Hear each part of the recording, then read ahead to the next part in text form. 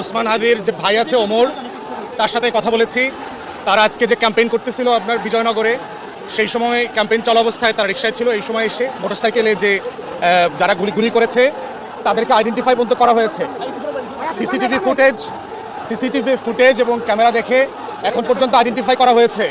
আমরা আইনশৃঙ্খলা বাহিনীকে বলছি, অবিলম্বে চারপাশের সকল সিসিটিভি ফুটেজ আপনারা কালেক্ট করেন। বাংলাদেশে স্বাধীনতার সার্বভৌমত্বের আজাদির মুখপাত্র হচ্ছে হাদি, গণ অভ্যুত্থানের ভয়েস হচ্ছে হাদি।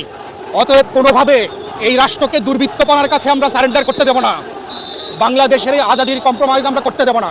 অন্তর্বর্তীকালীন সরকারকে বলছি, নির্বাচন কমিশনকে বলছি যে প্রশাসনের উপরে, আইনশৃঙ্খলা বাহিনীর উপরে যেই খুবই অল্প নিয়ন্ত্রণ এবং কর্তৃত্ব আপনাদের দেখতে পাচ্ছি, এই অবস্থায় কোনো ভালো নির্বাচন আপনারা করতে পারবেন না। ইতিমধ্যে আমরা দেখেছি যে এস আলম হাসিনা মিলে বাংলাদেশে যে অরাজকতার প্ল্যান করেছে, তারা বাংলাদেশের জাতীয়তাবাদী দিল্লির আধিপত্যবাদের বিরুদ্ধে যারা কথা বলছে তাদেরকে তারা অ্যাসাসিন করবে, টার্গেট কিলিং করবে, সেই পরিকল্পনা করছে। আমরা সরকারকে বলছি, ইমিডিয়েটলি 1 থেকে 2 দেশের কয়েক হাজার রাজনৈতিক গুন্ডা পান্ডাকে ইমিডিয়েটলি গ্রেফতার করা জরুরি হয়ে গেছে, যারা বিভিন্ন রাজনৈতিক দলের ব্যানারে বসে বাংলাদেশে একটা অস্থিরতা, অরাজকতা এবং নির্বাচন ভণ্ডুল করবার চেষ্টা করছে। এই জায়গাগুলোতে ডিপ স্টেটের একটা সম্পর্ক আছে, দিল্লির আধিপত্যবাদ জড়িত আছে। যারা রাজনৈতিক প্রতিদ্বন্দ্বী আছে, নির্বাচনে হেরে যাবার সম্ভাবনা দেখতে পাচ্ছে, তরুণদের থেকে ডিসকানেক্ট হয়ে গেছে, তারাও ভয় আছে।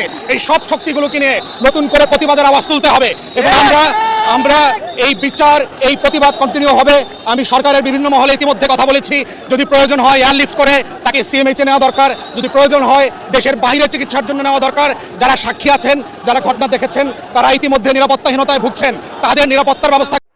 দেশের রাজনৈতিক আপডেট তথ্য পেতে চ্যানেলটি সাবস্ক্রাইব করবেন এবং ভিডিওটি ভালো লাগলে একটি লাইক দিয়ে আপনার মূল্যবান মতামত জানাতে ভুলবেন না।